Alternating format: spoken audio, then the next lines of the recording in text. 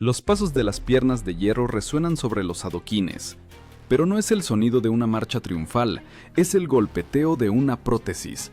Arqueólogos encontraron en la ciudad italiana de Capua una pierna de hierro, creada no para ornamentación, sino para volver a pisar la tierra después de la batalla. ¿Cuánto dolor hay en cada impacto de esos pasos? ¿Y quién forjó para el soldado una nueva vida en lugar de la extremidad perdida?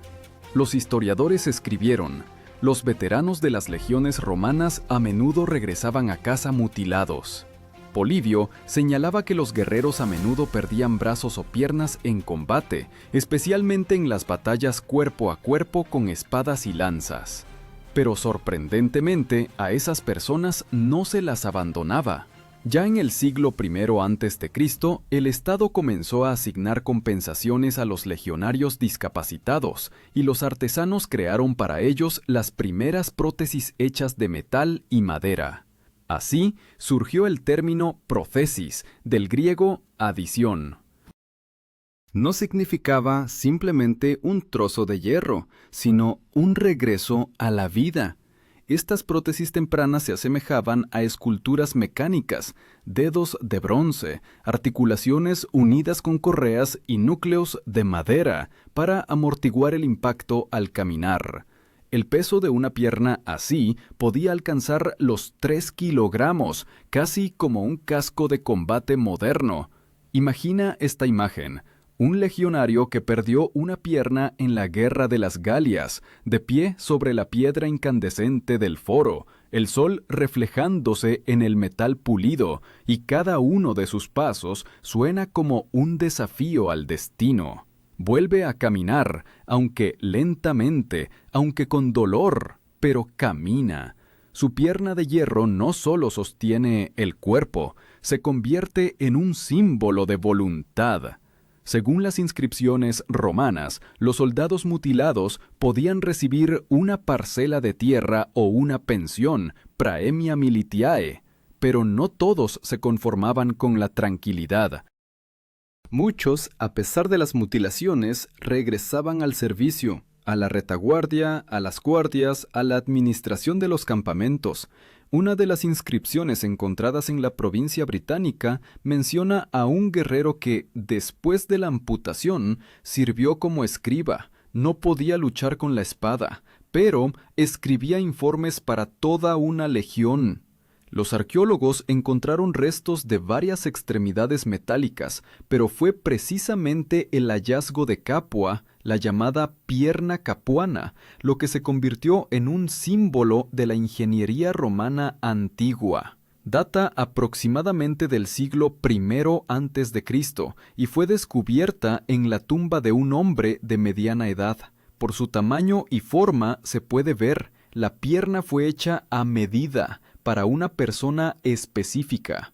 El metal estaba superpuesto sobre una base de madera y asegurado con correas de cuero, un sistema primitivo pero asombrosamente preciso. Fue una época en la que el metal podía ser frío, pero la humanidad cálida.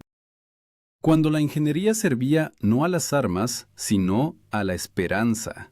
Y si en nuestro tiempo la prótesis es una cuestión de técnica, entonces para los romanos era una cuestión de honor, pues un guerrero que perdió una extremidad en batalla por Roma no debía convertirse ni en mendigo, ni en inválido, ni en olvidado. Y aún así surge una pregunta: ¿de dónde en una sociedad donde se valoraba la fuerza y la perfección del cuerpo apareció la disposición a ayudar a los mutilados? ¿Qué obligó a Roma a reconocer el valor de aquellos que ya no podían luchar, pero aún podían ser parte del imperio? Todo comenzó con una guerra, que cambió la propia comprensión del cuerpo y del deber. Después de la Segunda Guerra Púnica, a mediados del siglo II a.C., Roma se enfrentó a un nuevo tipo de pérdidas, no con la muerte, sino con heridas mutiladoras.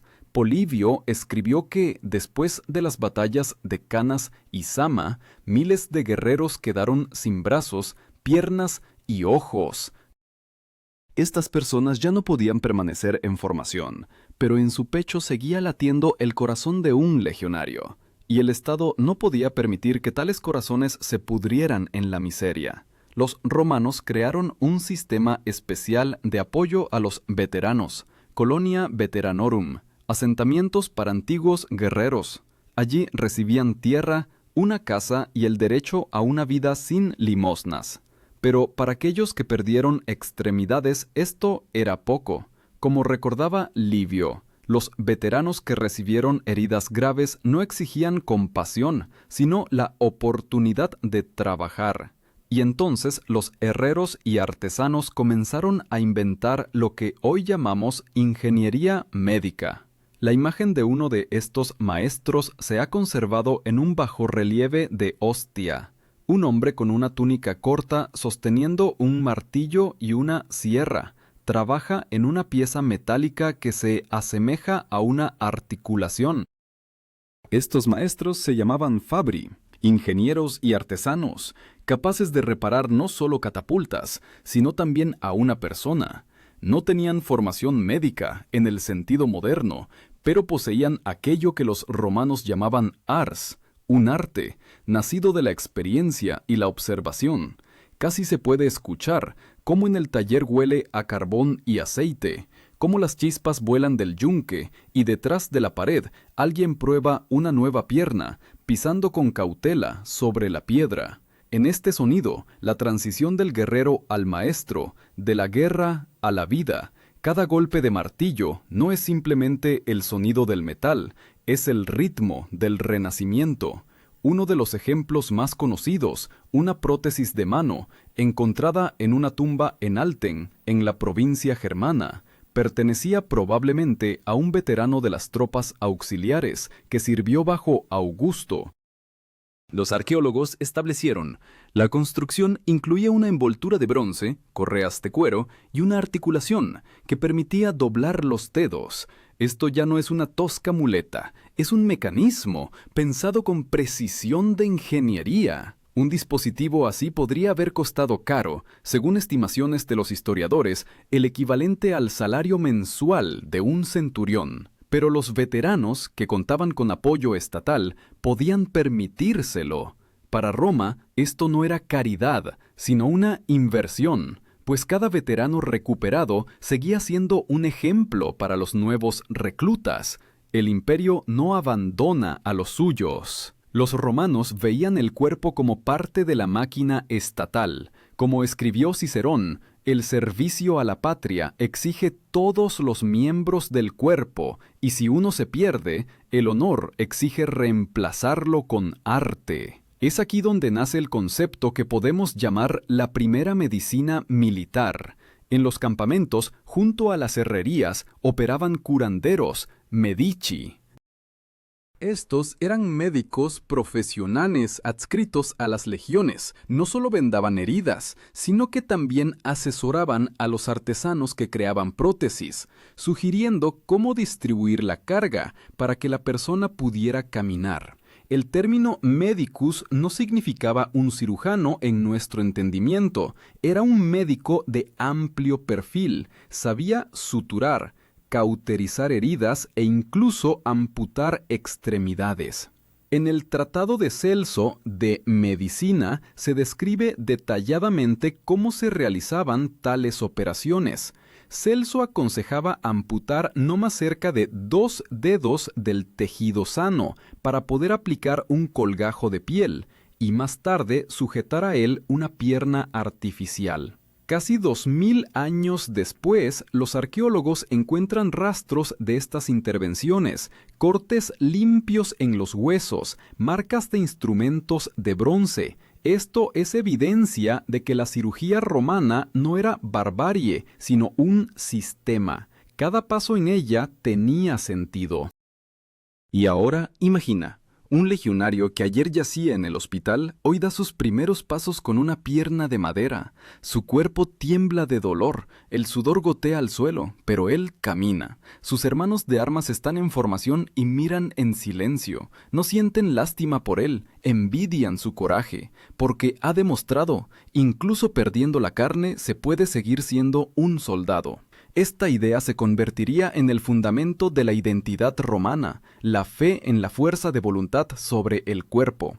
Pero a estos hombres de hierro les esperaba otra prueba. No solo tenían que ponerse de pie, sino volver a luchar. Y entonces el metal se convirtió en parte de la guerra. Lo primero que escuchaba un veterano que regresaba al servicio con una pierna de hierro no eran aplausos, sino el redoble de un tambor, el ritmo de la marcha, que exigía igualar el paso, pero su paso sonaba diferente. Un golpe, cuero; otro, metal. Este sonido lo delataba, lo hacía ajeno entre los suyos.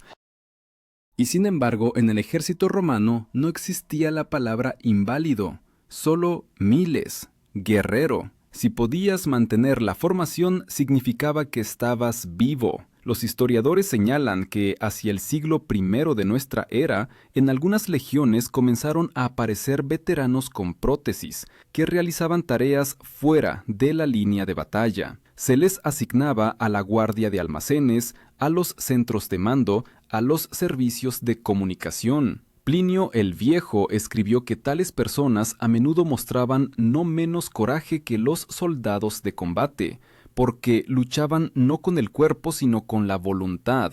Su ejemplo se utilizaba para educar a los jóvenes reclutas, para mostrar: el miedo no es una pierna amputada, sino una determinación perdida. Las extremidades metálicas se convertían en parte de una nueva cultura militar. A diferencia del mundo moderno donde una herida es el fin de una carrera, en Roma se transformaba en una prueba de valor. De ahí surgió la expresión cicatrix gloriae, cicatriz de honor. La pérdida de un brazo o una pierna podía incluso elevar el estatus de un veterano, si había sobrevivido a la batalla, defendiendo el estandarte de la legión. Ingenieros y médicos comenzaron a perfeccionar los diseños. Los herreros empezaron a usar bronce en lugar de hierro puro. Era más ligero y no se oxidaba. En las articulaciones se insertaban almohadillas de cuero para reducir la fricción. A veces los artesanos incorporaban en la prótesis dedos móviles controlados por tirantes de cuero. Todo esto se creaba manualmente para una persona específica, cada pierna, cada brazo, como una obra de arte. En estos detalles, la ingeniería romana se manifestaba no menos que en la construcción de acueductos, pues los principios eran los mismos: equilibrio, carga, elasticidad. Los hallazgos arqueológicos de Pompeya muestran talleres donde junto a estatuas de bronce yacían piezas en bruto para articulaciones humanas. Este no era un vecino casual. Escultores y herreros utilizaban los mismos métodos para recrear formas ideales. El término que describe con precisión este fenómeno, opus. En Roma llamaban así a cualquier gran creación, un templo, un fresco o un arma. Pero cuando el herrero forjaba una pierna para un veterano, él también creaba un opus, una obra en la que se unían el metal y el destino. Esto no era simplemente un oficio, sino un servicio. Los romanos creían que el cuerpo es un templo del espíritu, y si el templo está dañado, debe ser restaurado. Así se formaba la filosofía stoicorum, de la resistencia ante el sufrimiento. Los estoicos enseñaban que el dolor es una prueba, no una sentencia. Séneca escribió que la virtud se manifiesta no en no sufrir, sino en sufrir dignamente. Y los guerreros con prótesis se convertían en ejemplos vivos de esta filosofía. En el campo de batalla no siempre sostenían armas, pero su presencia tenía importancia. Un veterano con un brazo de bronce podía inspirar a toda una cohorte. Cuando él salía a la formación, el sol se reflejaba en el metal y los jóvenes soldados veían en él no una mutilación, sino la luz del honor. Este brillo reemplazaba las palabras. Las evidencias arqueológicas muestran que algunas prótesis se adornaban con grabados, patrones, letras, símbolos de las legiones.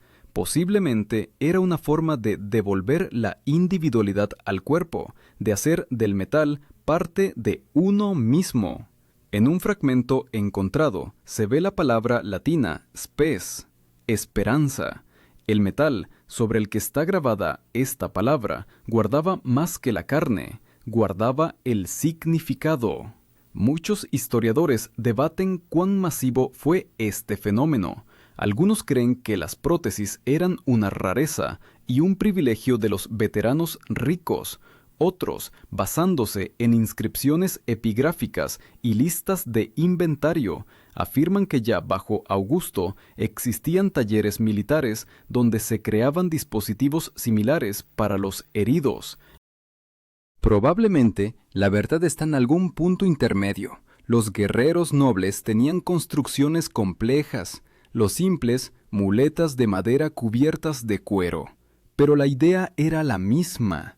Incluso después de la pérdida del cuerpo, el hombre seguía siendo parte del ejército. En tiempos de Trajano, a principios del siglo II, la medicina romana alcanzó un esplendor particular. Aparecieron los hospitales de campaña, valetudinaria. Estos lazaretos de campamento tenían habitaciones separadas para tratamientos prolongados. Allí, médicos y fabbri trabajaban juntos, creando nuevas extremidades para los veteranos. Era una fábrica de renacimiento, donde el metal se transformaba en la continuación de la carne. Así nació la leyenda de los hombres de hierro, aquellos que sobrevivieron a la espada, pero no se rindieron. Y aunque las historias sobre ellos rara vez llegaban a las crónicas, sus pasos se escuchaban en cada campamento. Su golpeteo sobre la piedra recordaba a los jóvenes soldados. El dolor pasa, pero el honor permanece. Pero todo cambiaría cuando el imperio se enfrentara a un nuevo tipo de guerra, una en la que las heridas dejarían de ser un símbolo de valentía y se convertirían en una prueba de la implacabilidad del propio sistema. Cuando Roma entró en la era de las interminables guerras fronterizas, el metal en los cuerpos de los veteranos dejó de ser simplemente un símbolo de fuerza, se convirtió en una señal del agotamiento del imperio. El siglo III de nuestra era trajo nuevas guerras, no por la gloria, sino por la supervivencia. Las provincias del norte ardían, las legiones luchaban contra germanos y sármatas, y no había suficientes médicos militares, ni siquiera para los vendajes. Tácito escribió que en algunos campamentos decenas de guerreros yacían sin piernas ni brazos, pero nadie se atrevía a quejarse.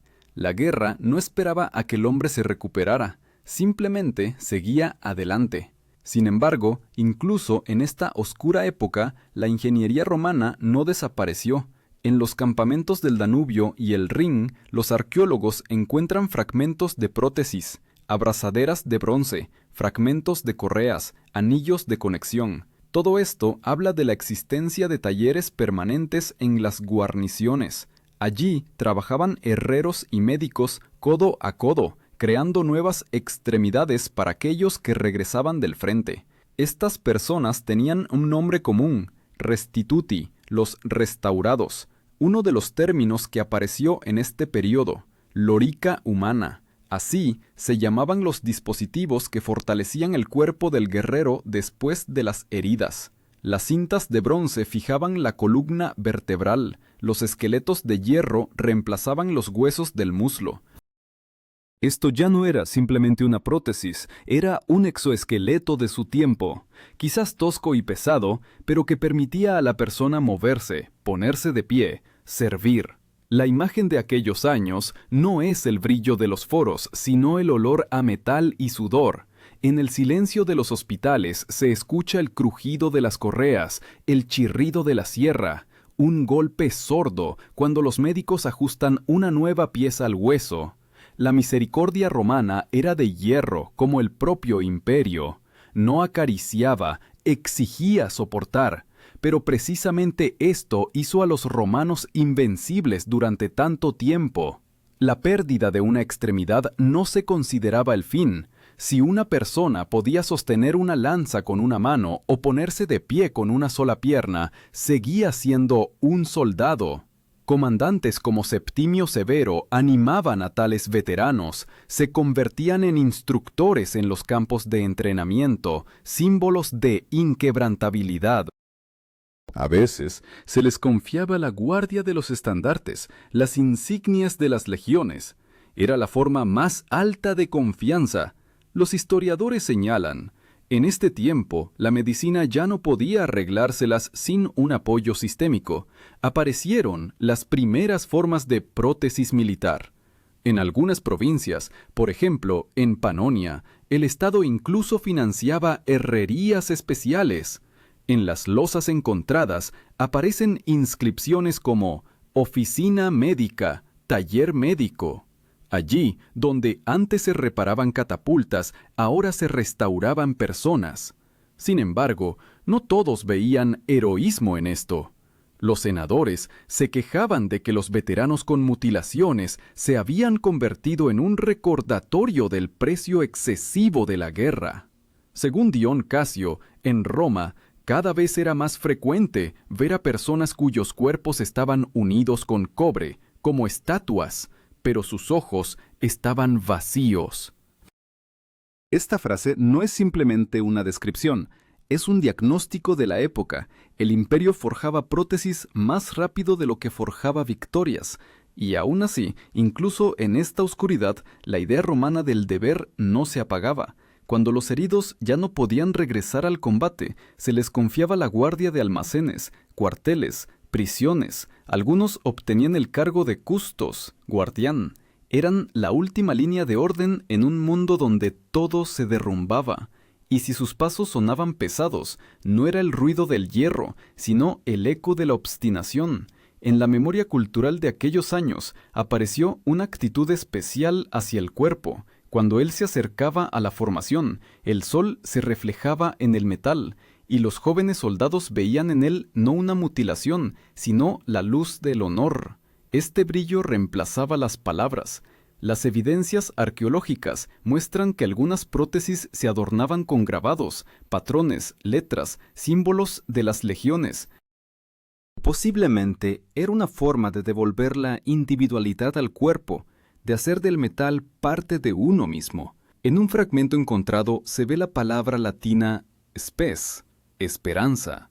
El metal sobre el que está grabada esta palabra guardaba más que la carne, guardaba el significado. Muchos historiadores debaten cuán masivo fue este fenómeno. Algunos creen que las prótesis eran una rareza y un privilegio de los veteranos ricos.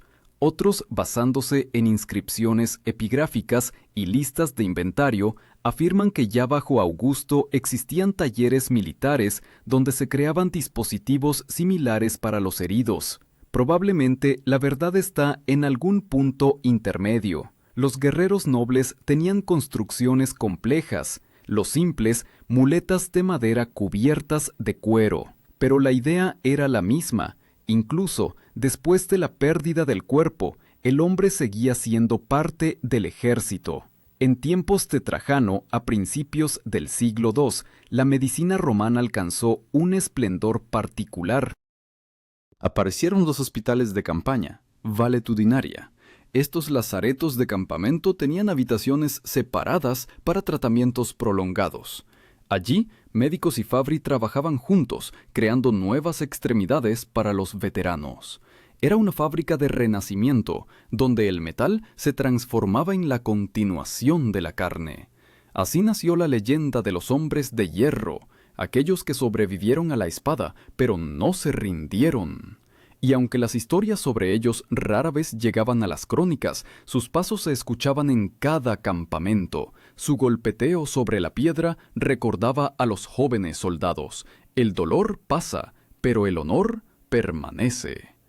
Pero todo cambiaría cuando el imperio se enfrentara a un nuevo tipo de guerra. Una en la que las heridas dejarían de ser un símbolo de valentía y se convertirían en una prueba de la implacabilidad del propio sistema. Cuando Roma entró en la era de las interminables guerras fronterizas, El metal en los cuerpos de los veteranos dejó de ser simplemente un símbolo de fuerza, se convirtió en una señal del agotamiento del imperio. El siglo III de nuestra era trajo nuevas guerras, no por la gloria, sino por la supervivencia. Las provincias del norte ardían, las legiones luchaban contra germanos y sármatas, y no había suficientes médicos militares, ni siquiera para los vendajes. Tácito escribió que en algunos campamentos decenas de guerreros yacían sin piernas ni brazos, pero nadie se atrevía a quejarse. La guerra no esperaba a que el hombre se recuperara, simplemente seguía adelante.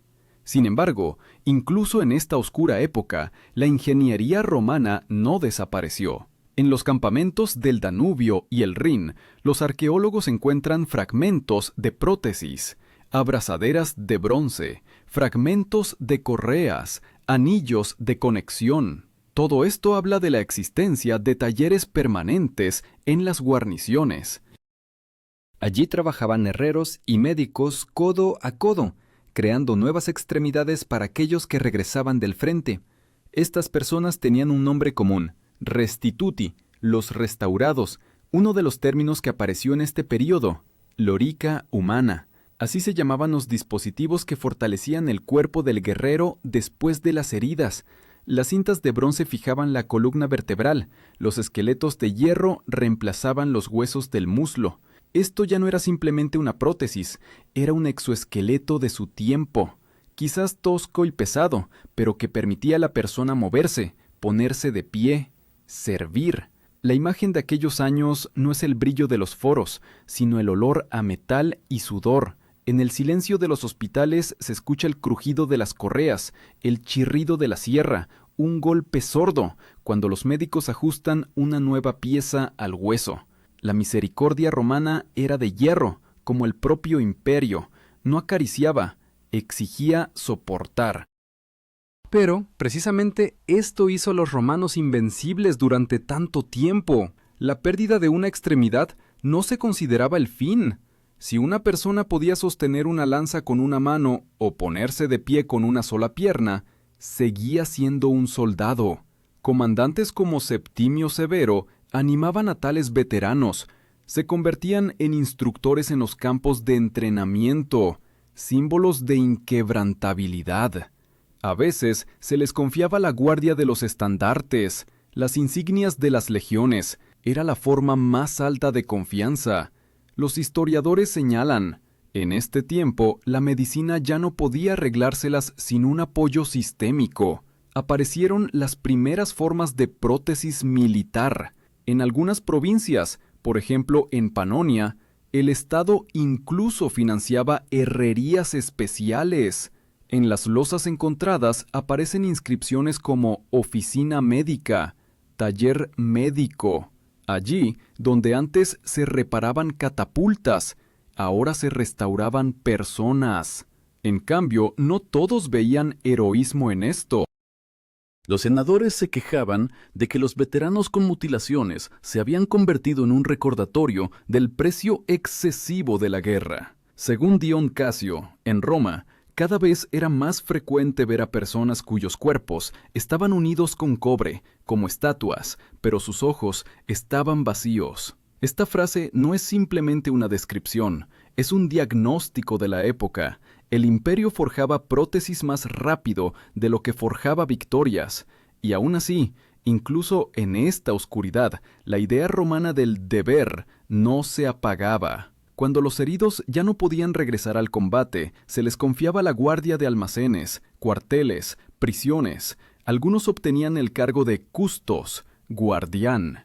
Era la última línea de orden en un mundo donde todo se derrumbaba. Y si sus pasos sonaban pesados, no era el ruido del hierro, sino el eco de la obstinación. En la memoria cultural de aquellos años apareció una actitud especial hacia el cuerpo. El Estado ya no podía permitirse generosas pensiones y talleres para cada mutilado. Entonces surgieron las hermandades de veteranos, comunidades autogobernadas donde los viejos soldados se ayudaban mutuamente. Allí compartían no solo el pan, sino también el oficio. Los herreros enseñaban a los jóvenes a fabricar prótesis. Los médicos transmitían conocimientos sobre vendajes y amputaciones. El término que describe este proceso, collegium, eran asociaciones semejantes a gremios. Algunas de ellas se especializaban precisamente en la ayuda a los veteranos. Hallazgos arqueológicos de África y Sicilia mencionan donaciones para instrumenta ad corpus restituendum, instrumentos para la restauración del cuerpo. Significa que, incluso en períodos de declive, Roma conservaba la idea: el ser humano merece estar completo, incluso si su cuerpo está destruido. En los talleres se utilizaba todo lo que había a mano: bronce, hierro, estaño, madera, cuero, a veces incluso huesos de animales. Las prótesis se volvían más simples, más rudimentarias, pero no desaparecían. Un ejemplar encontrado en Narbona, una pierna de madera, reforzada con un anillo de hierro, con orificios para correas, peso alrededor de 2 kilogramos, incómoda, pero que permitía caminar. En una época en que el imperio se desmoronaba, incluso tal posibilidad, caminar, era un lujo. Uno de los artefactos arqueológicos más conmovedores de aquellos años, una inscripción en la lápida de un veterano en Arles: estuvo de pie cuando otros caían. Ni nombre ni títulos, solo esta frase. Posiblemente perteneció a una persona que se sostenía sobre una pierna metálica. Esta sencilla inscripción se convirtió en el epitafio de toda una generación. El cristianismo, que se fortalecía en este tiempo, trajo una nueva comprensión del sufrimiento. Ahora, el dolor físico se percibía no como una vergüenza, sino como una purificación. Un guerrero herido podía estar más cerca de la santidad que un patricio impecable. En los frescos de los templos tardorromanos aparecen imágenes de soldados con brazos y piernas vendados, símbolos de coraje y sacrificio. Roma, cansada de la guerra, comenzó a venerar no a los vencedores, sino a los supervivientes. En este contexto, la protetización dejó de ser una necesidad militar y se convirtió en un acto de misericordia. En los monasterios, que surgían sobre las ruinas de los antiguos cuarteles, los monjes curanderos continuaron la labor de los médicos militares. Utilizaban viejos instrumentos descritos ya por Celso y hacían las muletas y soportes más sencillos para los pobres. De esta manera, el conocimiento no murió con el imperio, simplemente cambió de forma. Poco a poco, las leyendas sobre los hombres de hierro se transformaron en parábolas. En las crónicas del siglo V se encuentran relatos sobre veteranos cuyos cuerpos eran en parte de cobre y en parte de coraje. Los historiadores debaten cuánto de esto es una metáfora, pero una cosa es evidente: en la memoria colectiva de Roma, el hierro se convirtió en sinónimo de la resistencia humana. Las últimas décadas del imperio fueron un tiempo de destrucción del mundo exterior y de fortalecimiento del mundo interior. La gente perdía ciudades, pero conservaba la capacidad de levantarse. La prótesis, aunque tosca, chirriante, pero propia, se convertía en un símbolo de independencia. El veterano con un brazo de hierro no pedía clemencia, él simplemente forjaba una nueva vida, como una vez forjó una espada. Cuando en el año 476 Roma cayó, en sus ruinas quedaron no solo columnas y mármol, sino también fragmentos de articulaciones de bronce, pedazos de soportes de hierro. Los arqueólogos los encuentran aún hoy, silenciosos testigos de que el imperio pudo haber perdido todo, excepto la capacidad de resurgir. Y he aquí la pregunta que resuena a través de los siglos: ¿qué impulsaba a estas personas? ¿Qué les hacía levantarse después de que el destino les arrebataba no solo la carne, sino también el imperio? La respuesta aún está por venir, en lo que quede de su espíritu, cuando el metal se enfríe y la memoria se convierta en leyenda. Cuando el mundo romano desapareció, el hierro se enfrió, pero la memoria no se desvaneció. Con cada siglo, las leyendas sobre guerreros con piernas de bronce y brazos de hierro se convertían no solo en historias sobre un oficio, eran lecciones de humanidad. Los arqueólogos, al investigar antiguas necrópolis, encuentran restos de estas prótesis y ven en ellas no dispositivos técnicos, sino un símbolo, una prueba de que el ser humano siempre intentó superar su propia fragilidad.